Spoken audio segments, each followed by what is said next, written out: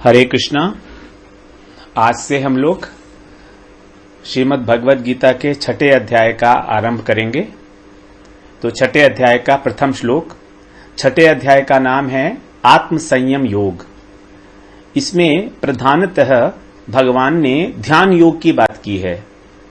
ध्यान योग जिसको अष्टांग योग भी कहा जाता है कि यह ध्यान किस प्रकार से संपादित किया जाता है, इसकी बात की है। वास्तव में हमारा जो पहला षष्ठक है, कर्मयोग षष्ठक जिसे बोलते हैं, उसमें पहले अध्याय से लेकर 6ठे अध्याय तक 6 चैप्टर्स आते हैं। तो उस षष्ठक का ये अंतिम अध्याय है, अर्थात 6ठा अध्याय है। अब ध्यान योग वास्तव में प्राणों की क्रिया है और कर्मयोग इंद्रियों की क्रिया है। और कर्म, ये प्राण और इंद्रियां, ये दोनों ही राजसिक अहंकार से उत्पन्न होते हैं। इसीलिए इस ध्यान योग को भी कर्म योग के अंतर्गत ही ले लिया गया है।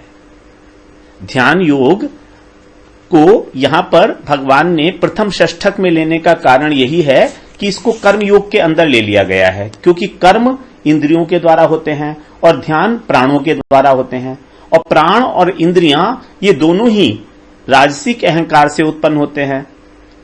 तो इसलिए इसको कर्म के ही अंदर कर्म योग के अंदर ही ध्यान योग को लिया गया है। और इसलिए हमारा ये 6ठा चैप्टर है। दूसरा कारण, 5वां अध्याय था हमारा कर्म संन्यास योग, और अभी 7वें अध्याय से हम लोग आएंगे भक्ति योग में। तो कर्म संन्यास योग अर्थात ज्ञान योग और भक्ति योग, इन दोनों के बीच में जो एक सेतु का काम करता है वो है ध्यान। अर्थात ध्यान जो है वो भक्ति योग में भी आवश्यक है और ज्ञान योग में भी आवश्यक है। इसीलिए इस 6ठे अध्याय को ज्ञान योग के और भक्ति योग के बीच में रखा गया है। तो हम लोग इसका जो पहला श्लोक है उसको श्रवण करते हैं। श्री भगवान उवाच अनाश्रितः कर्म फलम कार्यम कर्म करोति यः स सन्यासी च योगी च न निरग्निर्न च क्रियः। अनाश्रितः कर्म फलम कार्यम कर्म करोति यः स सन्यासी च योगी च न निरग्निर्न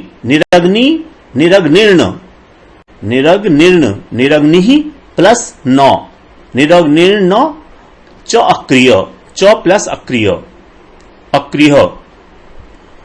अब यहां पर अर्जुन के मन में शुरू से ही एक प्रश्न चल रहा है कि वो कर्म योग के पक्ष में नहीं है, वो सन्यास के पक्ष में ज्यादा लगते हैं।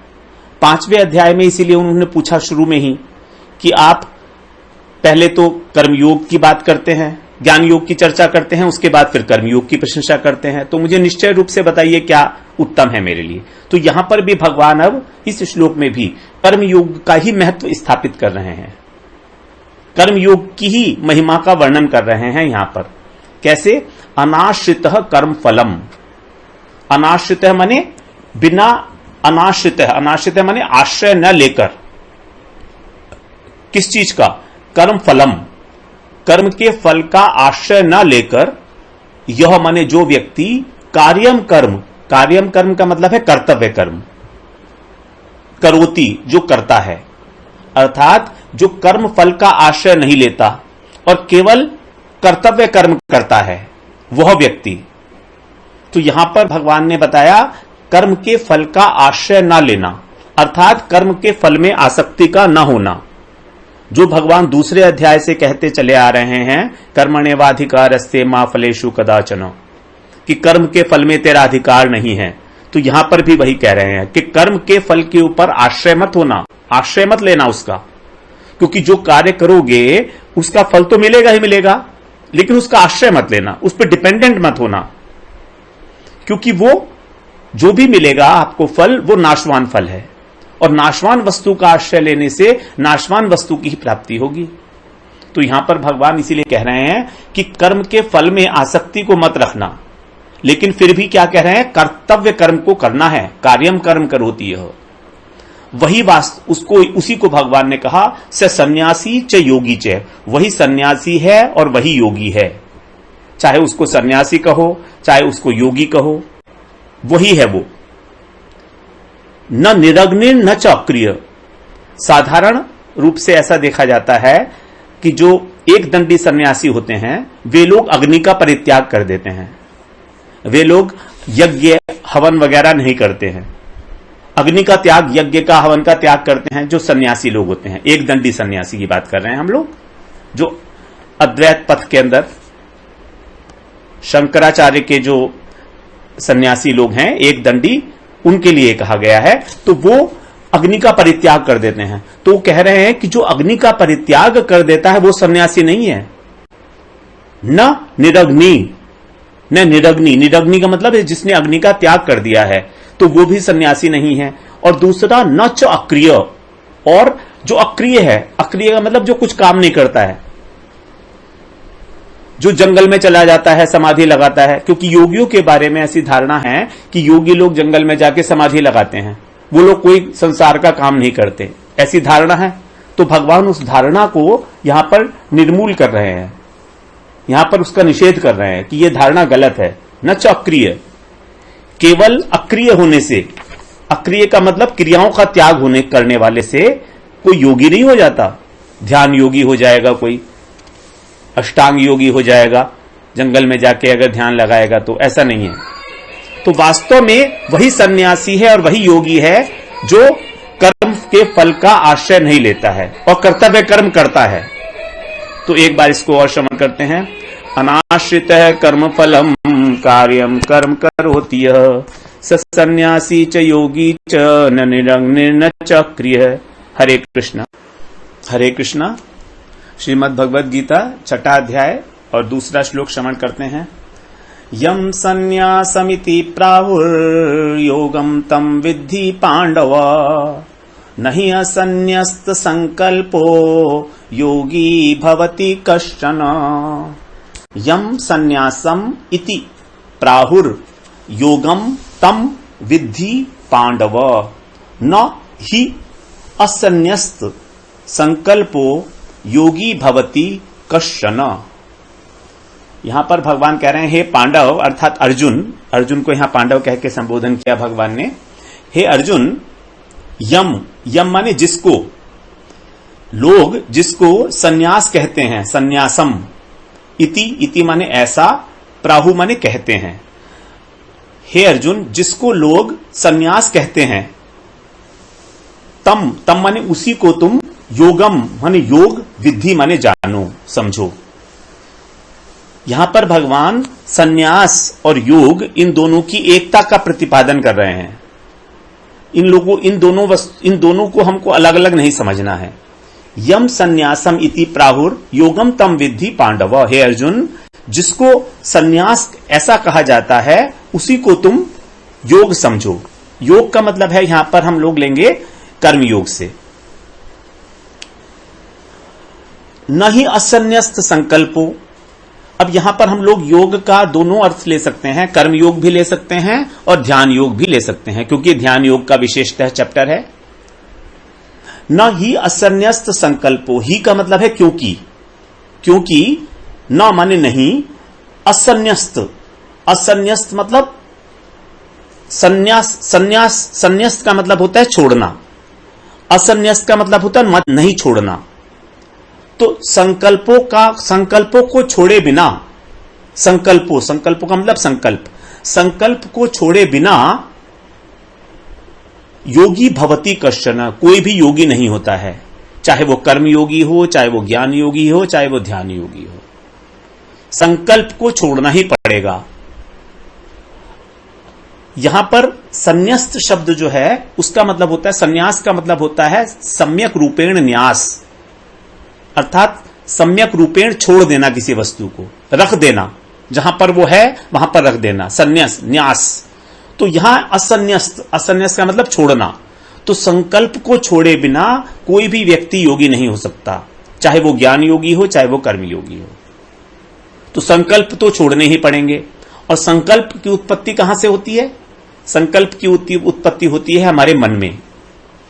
जब हमारे चित्त के अंदर जो राग और द्वेष की स्फुरणाएं होती रहती हैं, उसके साथ जिस भी स्फुरणा के साथ हमारा जो मन है वो चिपक जाता है, तो वही संकल्प का रूप धारण कर लेती है। संकल्प का मतलब है ऐसा होना चाहिए और ऐसा नहीं होना चाहिए। तो ये मन जो है इसी का कार्य है संकल्प और विकल्प करना। तो मन का मतलब है संकल्प, और ये संकल्प ही कामना का रूप ले लेता है। तो वास्तव में जो त्याग करने के लिए कहा गया है वो है कामनाओं का त्याग। संसार की वस्तुओं के प्रति जो हमारी कामना है उसका त्याग करना है। तो अगर हम संकल्प के लेवल पर ही त्याग करेंगे तो आसान हो जाएगा, लेकिन वो पहले राग द्वेष होता है, उसके बाद फिर संकल्प बनता है, उसके बाद फिर कामना उठती है। तो कामना को कंट्रोल करना मुश्किल है, इसलिए भगवान यहां पर कह रहे हैं कि संकल्प का ही त्याग कर दिया जाए, क्योंकि संकल्प को छोड़े बिना कोई भी व्यक्ति योगी नहीं बन सकता। और वास्तव में जो सन्यासी है वही योगी है। उसी को योग समझो, उसी को सन्यास समझो। ये सब अवस्थाएं हैं, बेसिकली योग की अवस्थाएं हैं सारी। तो यम संन्यासमिति प्राहुर योगम तम विद्धि पांडव, नहीं अस्यन्यस्त संकल्पो योगी भवति कश्चन। हरे कृष्णा हरे कृष्णा। छठा अध्याय और तीसरा श्लोक श्रवण करते हैं हम। पहले श्लोक में भगवान ने बताया कि जो सन्यास है वही योग है। अब उस योग की जो प्राप्ति है वो कैसे होगी वो यहां पर इसमें बता रहे हैं। आरुरुक्षुर मुनेर योगम कर्म कारणम उच्यते, योगारूढ़स्य तस्यैव शमः कारणम उच्यते। आरुरुक्षो मुनिर योगम कर्म कारणम उच्यते, योगारूढ़स्य तस्यैव शमः कारणम उच्यते। इंपॉर्टेंट श्लोक है ये। यहां पर बता रहे हैं भगवान आरुरुक्षो। आरुरुक्षो का मतलब होता है आरूढ़ होना, जो आरूढ़ होना चाहता है। कहां पर? योग पर। अर्थात जो योग में प्रवृत्त होना चाहता है, कर्म योग हो, ज्ञान योग हो, ध्यान योग हो, जो योग में प्रवृत्त होना चाहता है उसके लिए सबसे पहला स्टेप क्या है? आरुरुक्षो। आरुरुक्षो मतलब इच्छा करना। जो आरूढ़ होने की इच्छा कर रहा है योग में, उसके लिए उसे क्या बोला भगवान ने? मुनि। उस मुनि मननशील व्यक्ति के लिए कर्म कारणम उच्यते। कर्म ही कारण कहा गया है। कर्म का मतलब है कर्तव्य कर्म, अर्थात कर्म योग का पालन। तो योग की प्रारंभिक अवस्था में कर्म योग का ही पालन करना होगा। कर्म योग क्या है? जो हमारे कर्तव्य कर्म हैं उसको बिना फल की आसक्ति के निष्काम भाव से और कर्तापन का त्याग करके करना और भगवान को समर्पित करना, यही है कर्म योग। भगवत अर्पित निष्काम कर्म। तो कर्म कारणम उच्यते, यहां कर्म का मतलब है कर्म योग। कर्म ही हेतु है योग पर आरूढ़ होने के लिए। मतलब ये पहली अवस्था है, कर्म योग का पालन करना होगा। कर्म कारणम उच्यते, यही कारण है, यही हेतु है। हेतु का मतलब है ये स्टेप है, it is the first step. जो योग में आरूढ़ होने की इच्छा करता है, सबसे पहले उसको कर्म योग का ही पालन करना होगा, चाहे वो ज्ञान योग में प्रवृत्त होना चाहे वो ध्यान योग में। कर्म योग का किसी भी स्थिति में हम लोग उसको निषेध नहीं कर सकते, उसको हटा नहीं सकते। उसके बाद दूसरी स्टेप बता रहे हैं हम यहां पर, योगारूढ़स्य। जो योग में आरूढ़ हो चुका है, योगारूढ़, योग प्लस आरूढ़, तो योग पर आरूढ़ हो चुका है उस मनुष्य के लिए तस्यैव, तस्य माने उसके लिए, शमः कारणम उच्यते। शमः का मतलब है शांति। जो शांति है अब वो उसका कारण बन गया है। मतलब जो योग पर आरूढ़ हो चुका है कर्म योग के ऊपर, अब उसके लिए जो है कारण होगा शांति। मतलब शांति भी एक प्रकार का उपाय है, जैसे कर्म योग। यहां पर शमः कारणम उच्यते का मतलब यह है कि जब व्यक्ति कर्म योग का पालन करता है, धीरे धीरे उसके अंदर जब आसक्ति, अकर्तापन हो जाता है, किसी भी प्रकार का कर्तापन का भाव नहीं रहता, कर्म के फल में आसक्ति नहीं होती, तो उसको एक अभूतपूर्व शांति की उपलब्धि होती है। अब उस शांति का उस व्यक्ति को भोग नहीं करना है, मतलब वहां पर अटक नहीं जाना है। शमः कारणम उच्यते, अभी वो शांति टेम्परेरी है, उस शांति को उपाय के रूप में, उस शांति को उपाय के रूप में उपयोग करके आगे बढ़ना है ध्यान योग में प्रवृत्त होने के लिए। क्योंकि जब व्यक्ति ध्यान अवस्था पर जाता है तो उसका जो मन है, पहले उसकी चंचलता समाप्त हो जाती है। तो मन की चंचलता को समाप्त होने पर मन में एक शांति की अनुभूति होती है, लेकिन वहां पर शांति का उपभोग नहीं करना है। अगर शांति का उपभोग करेंगे तो वहीं पर रुक जाएंगे। इसीलिए वो कह रहे हैं कि परमात्मा की प्राप्ति के लिए, परमात्मा का अनुभव प्राप्त करने के लिए ध्यान योग के द्वारा वो शांति ही तुम्हारे लिए आगे एक उपाय का कार्य करेगी। मतलब शांत चित्त से होके तुम अपने ध्यान को और अष्टांग योग के आगे आगे स्तर के ऊपर लेकर जाओगे, धारणा ध्यान समाधि पर। तो ये एक इंपॉर्टेंट बात है कि शांति का भी, जो शांति है, जो आनंद है, उसका भी उपभोग नहीं करना है, आगे बढ़ना है उससे, उसमें रमण नहीं करना है। क्योंकि अगर वहां अटक जाएंगे तो हम वहीं अटक के रह जाएंगे, आगे नहीं बढ़ पाएंगे। ये योगारूढ़ पुरुष के लिए है जो सेकंड स्टेज पर पहुंच चुका है। आरुरुक्षुर मुनिर्योगम कर्म कारणम उच्यते, योगारूढ़स्य तस्यैव शमः कारणम उच्यते। हरे कृष्णा हरे कृष्णा। छठा अध्याय चौथा श्लोक श्रवण करते हैं। अब यहां पर बता रहे हैं कि योगारूढ़ पुरुष कौन होता है। योगारूढ़ होने के बाद इससे पहले वाले श्लोक में बताया भगवान की शांति ही जो है वही कारण है, वही हेतु है, उसको माध्यम बना के फिर आगे बढ़ना है। लेकिन यहां योगारूढ़ कौन होता है, उसकी डेफिनेशन क्या है, वो यहां पर बता रहे हैं। यदा ही न इंद्रियार्थेषु न कर्मसु अनुषज्जते, सर्व संकल्प सन्यासी योगारूढ़स्य तदोच्यते। यदा ही न इंद्रियार्थेषु न कर्मसु अनुषज्जते, सर्व संकल्प सन्यासी योगारूढ़स तदोच्यते, तदा प्लस उच्यते। तो यहां पर बता रहे हैं, शुरू किए हैं यदा से। यदा माने जिस समय, जिस अवस्था विशेष में।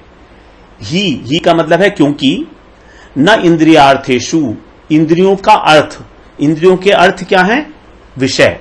जैसे नेत्र का अर्थ क्या है, रूप। इस प्रकार से जो 5 ज्ञानेंद्रिय हैं, उस 5 ज्ञानेंद्रियों के जो 5 विषय हैं, शब्द स्पर्श रूप रस गंध। तो यदा ही न इंद्रियार्थेषु न कर्मसु अनुषज्जते, अनुषज्जते माने आसक्त होना।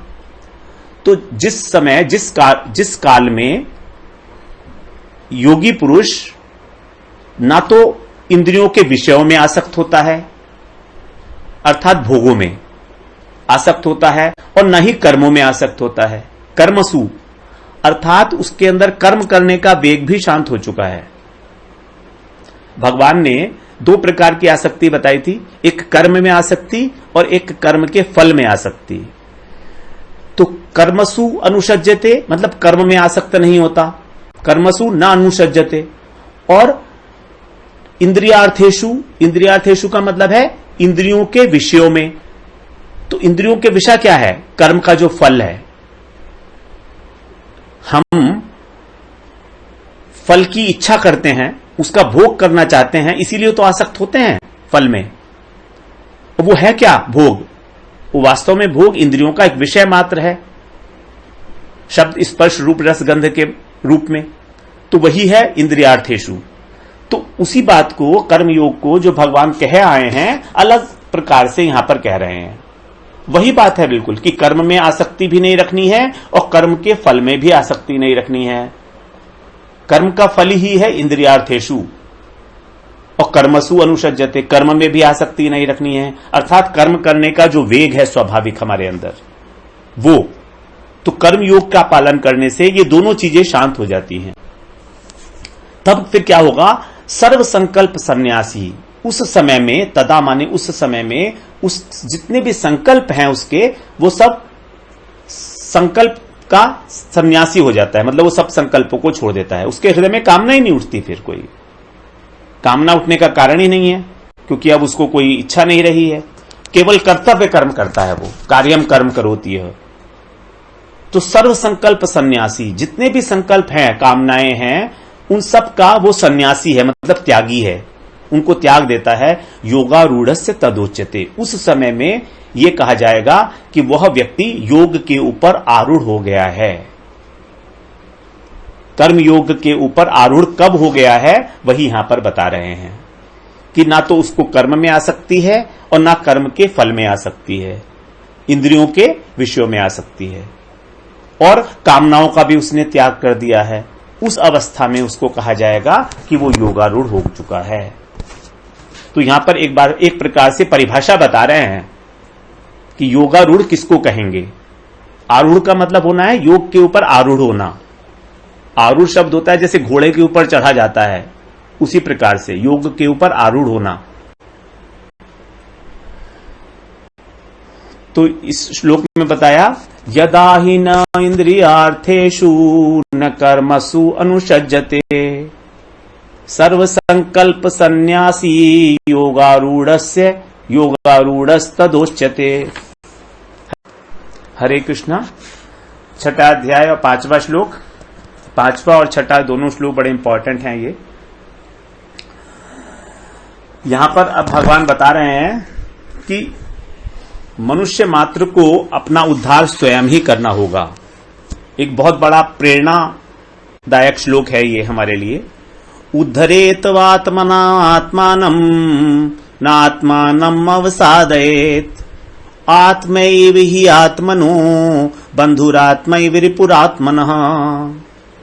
उद्धरेत आत्मना आत्मानम न आत्मानम अवसादयेत आत्मैव हि आत्मनो बंधुरात्मैव, बंधु प्लस आत्मा प्लस एव, रिपु प्लस आत्मनः, बंधुरात्मैव रिपुरात्मनः। इसको एक साथ पढ़ेंगे हम लोग, संधि विच्छेद करके नहीं पढ़ेंगे यहां पर। बंधुरात्मैव रिपुरात्मनः, रिपुरात्मनः। उद्धरेत आत्मना आत्मानम न आत्मानम अवसादयेत आत्मैव हि आत्मनो बंधुरात्मैव रिपुरात्मनः। यहां पर बता रहे हैं उद्धरेत, ये आज्ञावाचक है, अपना उद्धार करे। उद्धरेत आत्मना, आत्मना आत्मना आत्मना माने अपने द्वारा, आत्मानम माने अपना, उद्धरेत माने उद्धार करे, अपने द्वारा अपना उद्धार करे। न माने नहीं, आत्मानम अवसादयेत, और अपना अवसादयित माने पतन ना करे, नीचे ना गिराए अपने को, अवसाद में ना डाले। अवसाद का मतलब होता है डिप्रेशन, पतन होना, नीचे जाना, डिप्रेस हो जाना। तो ना आत्मानम अवसादयित, अपने को कभी भी अवसाद में ना डाले, पतन ना करे अपना, क्योंकि अगर अपना उद्धार नहीं करेगा तो पतन तो होगा ही होगा। हमारे मन की स्वाभाविक गति नीचे की ओर है, यदि हम उसको ऊपर नहीं उठाएंगे तो वो नीचे जाने के लिए बाध्य है। जैसे जल की गति नीचे की तरफ होती है, उसी तरह से मन की गति भी, it follows the path of least resistance. तो उद्धरेत आत्मना आत्मानम न आत्मानम अवसादयेत। फिर आगे क्या कह रहे हैं, आत्मैव हि आत्मनो, क्योंकि आत्मा ही अपना मित्र है और आत्मा ही अपना शत्रु है। बंधु और रिपु, रिपु माने शत्रु और बंधु माने मित्र। तो आत्मा ही अपना शत्रु है और आत्मा ही अपना मित्र है। अब यहां पर आत्मा शब्द कई बार आया है, आत्माना आत्मानम न आत्मानम अवसा 3 बार पहली लाइन में आया है, उसके बाद 1 2 3 4 बार जो है दूसरी लाइन में, 7 बार आत्मा शब्द आया है। और आत्मा शब्द के हम लोगों ने कई सारे अर्थ श्रवण करे हैं। आत्मा का अर्थ होता है आत्मा, शरीर, मन, बुद्धि, धृति, स्वभाव, प्रयास, ये सब आत्मा के पर्यायवाची शब्द हैं। अब यहां पर हम कौन सा शब्द लेंगे, यहां पर इसका अर्थ है, एक आत्मा का तो अर्थ है आत्मा, उद्धरेत आत्मना आत्मानम, अपने द्वारा अपना उद्धार करे, मतलब अपने मन के द्वारा अपनी आत्मा का उद्धार करे। वास्तव में भगवान ने हमको जो सूक्ष्म शरीर दिया है, मन, बुद्धि, चित्त और अहंकार, इसमें जो मन है वही वास्तव में आत्मा का उद्धार कर सकता है। अगर हम अपने मन को संभाल लें, स्वच्छ कर लें, साफ कर लें, तो ही हमारा उद्धार हो सकता है आत्मा का। आत्मा का उद्धार मतलब क्या है? आत्मा का उद्धार का मतलब है आत्मा के अंदर जो अभी हमारा चित्त बल कम है, अणु मात्रा में है, उसको बढ़ाना। अभी हमारी आत्मा में जो बल है, चिन्मय शक्ति जो है उसके अंदर, जो चित्त बल बोलते हैं जिसको, वो बल बहुत कम मात्रा में है। इस कम मात्रा में होने के कारण हम लोग संसार की वस्तुओं के प्रति आकर्षित हो जाते हैं। यदि किसी प्रकार से इस आत्मा का चित्त बल बढ़ जाएगा तो यही आत्मा जो है भगवान की सेवा में प्रस्तुत होने के योग्य हो जाएगी। अभी इस अवस्था में हम भगवान की सेवा के योग्य नहीं हैं, क्योंकि आत्मा के अंदर चित्त बल की कमी है। हम भक्ति योग के द्वारा, भजन के द्वारा अपना चित्त बल बढ़ाते हैं आत्मा का, जिससे संसार के प्रति आसक्ति खत्म होके ये भगवान की सेवा में नियुक्त होने के योग्य बन जाए। यही कहा गया है, इस आत्मा के बल को उद्धार करना, आत्मा का उद्धार करना। और होगा कैसे? मन से। एक इंस्ट्रूमेंट हमको भगवान ने दिया है जिसको बोलते हैं करण। करण का मतलब है इक्विपमेंट। तो ये इक्विपमेंट है मन, माइंड। इस माइंड से हम लोग अपनी आत्मा का उद्धार कर सकते हैं। कैसे? अपने मन को संसार से हटाकर भगवान में लगाकर। अगर हम अपने मन को भगवान में लगा दें तो हमारी आत्मा का उद्धार हो जाएगा। तो उद्धरेत आत्मना आत्मानम, अपने मन के द्वारा अपनी आत्मा का उद्धार करे। न आत्मानम अवसादेत, और अपनी आत्मा को कभी भी पतन के रास्ते की ओर ना डाले, क्योंकि मन ही आत्मा का मित्र है और मन ही आत्मा का शत्रु है। एक आत्मा का शब्द है मन, अर्थ है मन, और एक बार आत्मा का अर्थ है आत्मा। तो मन ही आत्मा का शत्रु है और मन ही आत्मा का मित्र है। जब मन कंट्रोल में है तो मित्र है, और जब कंट्रोल में नहीं है तो वो शत्रु है। मन को लगाम कहा गया है ना, और आत्मा को कहा गया है रथी, और ये शरीर है रथ। तो ये जो मन लगाम है, अगर ये लगाम कंट्रोल में है तो रथी को गंतव्य स्थान तक पहुंचा देगा, लेकिन अगर लगाम ढीली है तो रथी को गड्ढे में डाल देगा, पतन के रास्ते पर डाल देगा। अवसादयेत। तो इस प्रकार से हमको अपने मन को ही संभालना है। और ये पूरा का पूरा जो हमारा अध्याय है ध्यान योग, छठा चैप्टर, ये पूरा मन के संयम के ऊपर ही है। आत्म संयम योग का मतलब है मन का संयम। यहां पर आत्म शब्द का अर्थ है मन। आत्मा का संयम नहीं किया जाएगा। आत्मा तो एक नित्य वस्तु है, अकर्ता है। आत्मा तो चिन्मय तत्व है। मन का संयम करना है, उसी को कहा गया है यहां पर आत्म संयम योग। यहां पर जो आत्म संयम योग है, ये आत्मा शब्द मन है, और वही मन जो है यहां पर कहा गया है कि मन ही आत्मा का शत्रु है और मन ही आत्मा का मित्र है। तो हम किस प्रकार से अपने मन को अपनी आत्मा का मित्र बना लें, यही सारी बातें इस अध्याय में की जाएंगी आगे। इसलिए ये अध्याय हमारे लिए बहुत इंपॉर्टेंट हो जाता है कि मन की गतिविधि को समझने के लिए हमें बहुत आवश्यक है कि हम इस अध्याय का अच्छे तरीके से श्रवण करें। उद्धरेत आत्मना आत्मानम न आत्मानम अवसादेत, आत्मैव हि आत्मनो बंधुरात्मैरिपुरात्मनः। हरे कृष्णा। हरे कृष्णा। छठा अध्याय और छठा श्लोक श्रवण करते हैं। बंधुरात्मना आत्मनस्तस्य येनात्मैवात्मना जितः, आत्मनस्तु शत्रुत्वे वर्तेतात्मैव शत्रुवत्। बंधुरात्मात्मनस्तस्य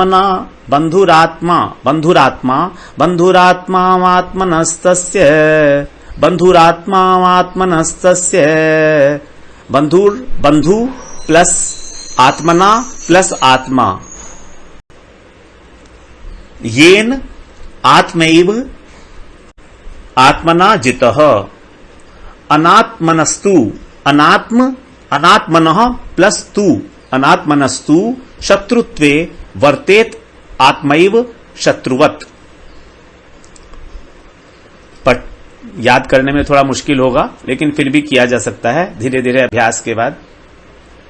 बंधुरात्मा आत्मनस्तस्य येनात्मैवात्मना जितः, अनात्मनस्तु शत्रुत्वे वर्तेतात्मैव शत्रुवत्। येन का मतलब है जिसने अपने आप से अपने आप को जीत लिया है, अर्थात जिसने अपने मन को जीत लिया है, जिसने अपनी आत्मा के द्वारा अपने मन को जीत लिया है, उसके लिए, तस्य माने उसके लिए, जो आत्मा है अर्थात जो मन है वो आत्मा का बंधु बन गया। जिसने अपने मन को जीत लिया है वो आत्मा के लिए उसका बंधु बन गया, बंधु है। और जिसने अपने को नहीं जीता उसको क्या बोला है? अनात्मनः।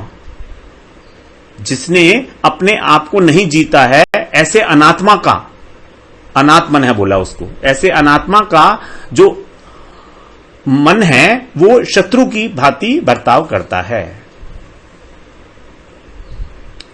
वही बात है जो हम पहले श्रवण कराए हैं।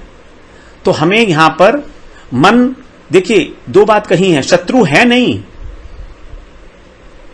पहली बारे में तो कहा कि वो बंधु है, मित्र है, मित्र की भांति नहीं है, वो वास्तव में मित्र ही है, ये तो फैक्ट है। मन जो है हमारा मित्र ही है, लेकिन यदि उसको जीता नहीं गया है तो वो शत्रु की भांति बर्ताव करता है, शत्रु है नहीं। अगर शत्रु होता तो यहां पर भगवान बोलते कि शत्रु है, लेकिन शत्रु नहीं है, वो शत्रु की भांति शत्रुता में बर्ताव करता है, मतलब हमारा नुकसान करता है। शत्रु क्या करता है? हमारा नुकसान करता है हमेशा। तो शत्रुता में शत्रु की तरह बर्ताव करता है, शत्रुत्वे शत्रुवत। जैसे एक शत्रु हमारी हानि करना चाहता है, हमारा कल्याण करना चाहता है, उसी प्रकार से जो जीता हुआ मन नहीं है उसका जो मन है वो शत्रु की भांति उसको पतन के रास्ते पर ले जाएगा। इसीलिए मन को जीतना, मन को समझना बहुत आवश्यक है। मन को जीतने के लिए मन को समझना पड़ेगा कि मन के एक्शंस क्या क्या हैं, क्या क्या होता है मन के अंदर, हमारे क्या प्रोसेसेस हैं जो हमारे मन में घटित होती हैं, जिससे कि हम उन्हें समझ पाएं उसकी मैकेनिज्म क्या है। तो बंधुरात्मनात्मनस्तस्य, जिसने अपने आत्मा के द्वारा मन को जीत लिया है। तो मन को जीतने के लिए किस चीज की आवश्यकता है? मन को जीतने के लिए आत्मा की आवश्यकता है। आत्मा के अंदर जो छोटा सा बल है उस बल से ही मन को जीता जा सकता है, क्योंकि इंद्रियों, तीसरे अध्याय में भगवान ने बताया, इंद्रियों से सूक्ष्म है मन, मन से सूक्ष्म है बुद्धि, और बुद्धि से सूक्ष्म है आत्मा।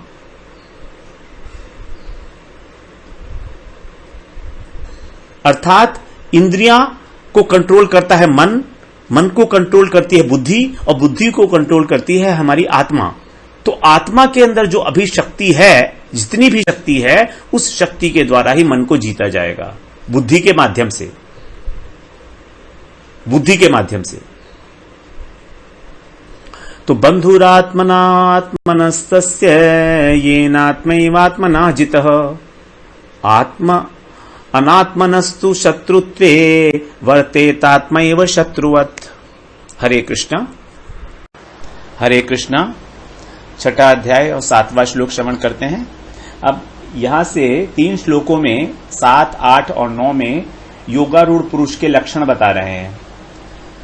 तो इसमें सबसे पहले बता रहे हैं, जितात्मनः प्रशान्तस्य परमात्मा समाहितः, शीतोष्ण सुख दुखेषु तथा मानापमानयो।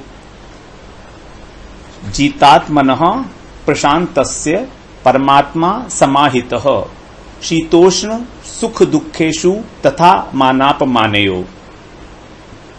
यहां बता रहे हैं जितात्मनः, अर्थात जिसने अपने ऊपर विजय प्राप्त कर ली है।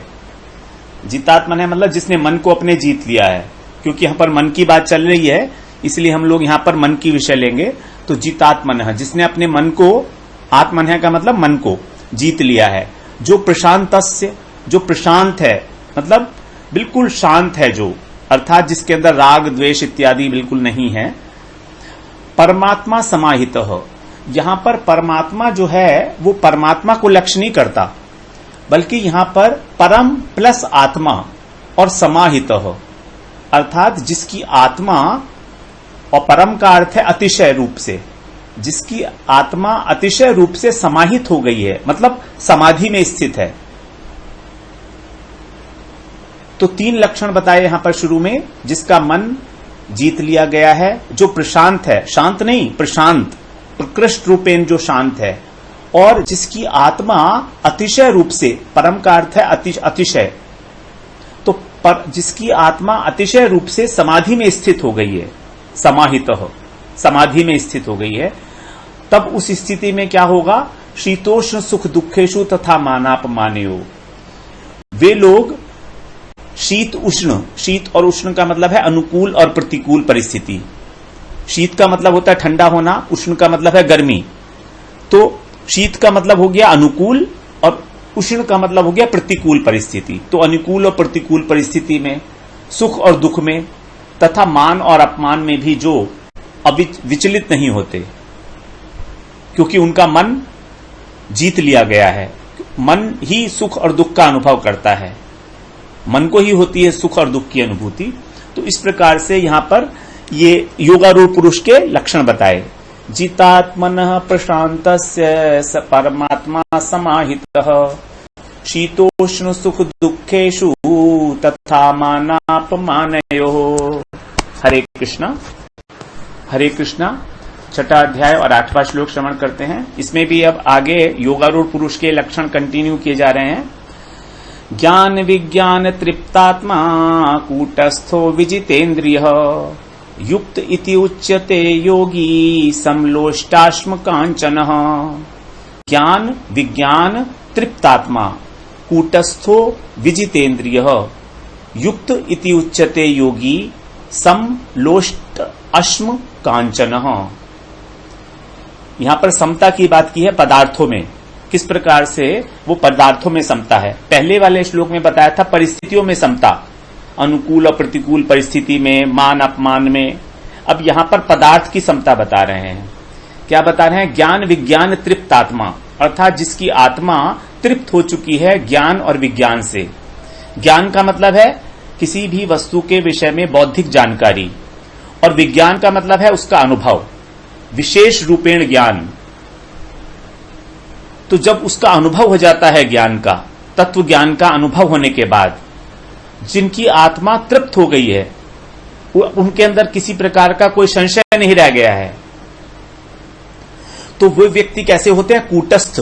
कूटस्थ का मतलब है जो अपने स्वभाव में स्थित होता है।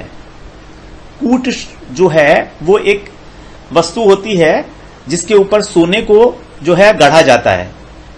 तो सोने को गढ़ते हैं उसके ऊपर, लेकिन वो वही का वही रहता है जिस चीज की वो बनी होती है, कूट। तो एक ही स्वभाव में स्थित होना, जिसके अंदर कभी कोई विकार पैदा नहीं होता है, उसको बोला कूटस्थ। अर्थात अपनी आत्मा में स्थित रहते हैं, वो परमात्मा में स्थित रहते हैं, क्योंकि उनकी स्थिति परमात्मा में हो गई है, समाधि अवस्था में। और विजितेंद्रिय, और जिन्होंने अपने इंद्रियों के ऊपर विजय प्राप्त कर ली है, जितेंद्रिय हैं जो। तो 3 प्रकार की यहां पर चीजें बताई। ज्ञान विज्ञान तृप्तात्मा, कूटस्थ और विजितेंद्रिय। युक्त इति उच्यते योगी, उसी को जो है युक्त योगी कहा जाएगा, अर्थात योगारूढ़।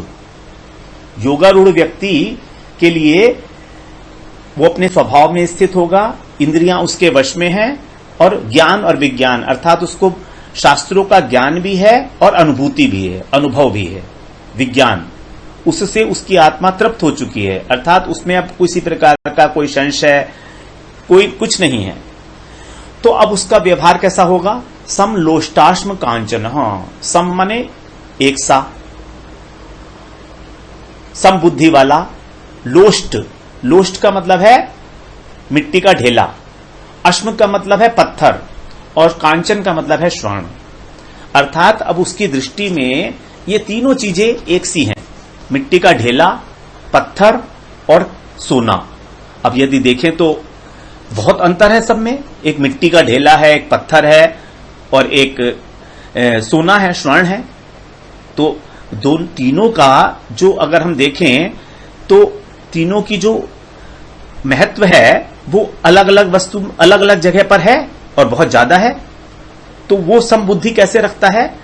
वो समबुद्धि इसलिए रखता है क्योंकि अब उसको आवश्यकता ही नहीं है, ना तो अब उसको कोई बिल्डिंग बनानी है कि उसे पत्थर की जरूरत पड़े, ना ही उसको कोई गहने कोई आभूषण बनाने हैं कि उसको सोने की आवश्यकता हो, स्वर्ण की।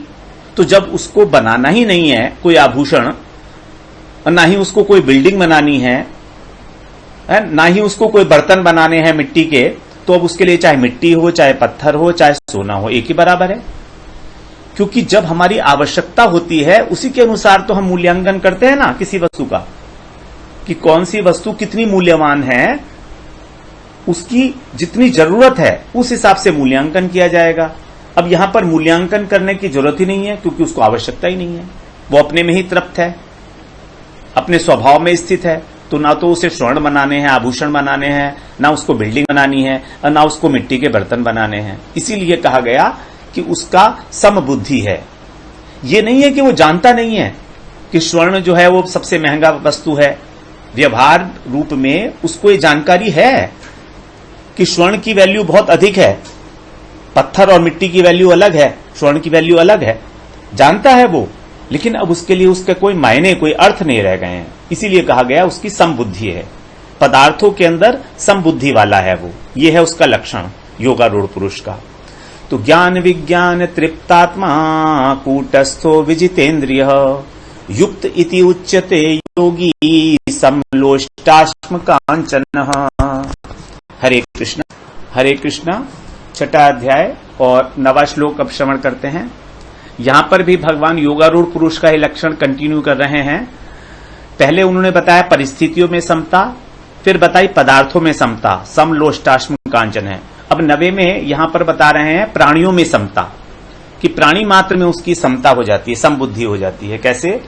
सुहृन् मित्र अरि उदासीन मध्यस्थ द्वेष्य बंधुषु साधुषु अपि च पापेषु संबुद्धिर्विशिष्यते। सुहृन् है, ये सुहृद है एक्चुअली, दौ का न हो गया है।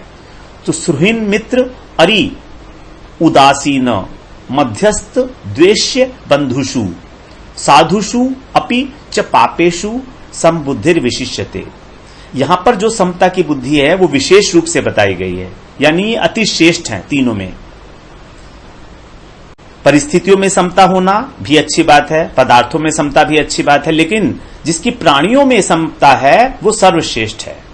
संबुद्धिर विशिष्यते, विशेष है। किस किस प्राणी में बताया? उनके विशेषण है सुहृद, जो हमारा सुहृद है, अर्थात जो हमारे कल्याण के लिए सोचता है, हमारे हितकामी है, उसको बोलते हैं सुहृद। सु माने सुष्ठु, हृद माने हृदय, अर्थात जिसके हृदय में हमारे लिए अच्छी भावनाएं हैं, कल्याणकारी भावनाएं हैं। मित्र तो हम जानते ही हैं, जो स्नेह करता है हमसे। अरि का मतलब है जो घातक है, जो शत्रु है, जो हमारा नुकसान करना चाहता है। सुहृद का उल्टा हुआ ये अरि। उदासीन, कुछ लोग हैं जो उदासीन होते हैं। उदासीन, उत प्लस आसीन, अर्थात जो ऊपर आसीन है, वो दोनों पक्ष में से किसी के पक्ष भी नहीं लेता है, उदासीन है वो, उसे कोई न्यूट्रल बोल सकते हैं। फिर मध्यस्थ का मतलब है जो दो पक्ष हैं, अगर विवादी पक्ष हैं, उनका मध्यस्थता करने वाला, मीडिएटर। द्वेष्य माने जो द्वेष करता है, जो हमारे लिए गलत फीलिंग्स रखता है, हमारा अकल्याण करना चाहता है। बंधु का मतलब है जो हमारे संबंधी हैं। यहां पर बंधु का मतलब मित्र नहीं है, यहां बंधु का मतलब है जो हमारे संबंधी हैं, पारिवारिक कुटुंबिक संबंधी। साधु, जो साधु है अर्थात धार्मिक है, और पापी, जो पापी लोग हैं वो अधार्मिक। इन सब के अंदर समबुद्धि वाला है। तो यहां पर सुहृन् मित्र अरि उदासीन, मध्यस्थ, द्वेष्य, बंधु, साधु और पापी 9 प्रकार के प्राणी बताए गए। 9 प्रकार के प्राणियों में भी वो जो है एक सा भाव रखता है।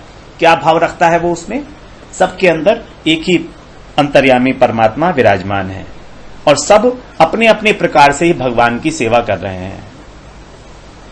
वो अत्यंत विशिष्ट है। वह व्यक्ति, वह योगारूढ़ व्यक्ति जो है वो अत्यंत विशिष्ट है, क्योंकि साधु और पापी के अंदर भी समबुद्धि रखना बहुत मुश्किल है। जो हमारा शत्रु है और जो हमारा मित्र है उनमें भी एक सी बुद्धि रखना अत्यंत दुष्कर कार्य है। जब तक हमको यह अनुभव नहीं होगा कि वासुदेव सर्वमति, सिया राम मैं सब जग जानी का जब तक हमको अनुभव नहीं होगा, तब तक इस तरह की भावना रखना बहुत मुश्किल काम है।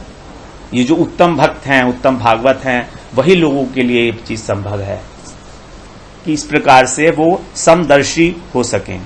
व्यवहार सबके साथ अलग अलग करेंगे, जैसा जिसके साथ जरूरी है, लेकिन रहेंगे समदर्शी। एक परमात्मा को ही सबके अंदर देखना।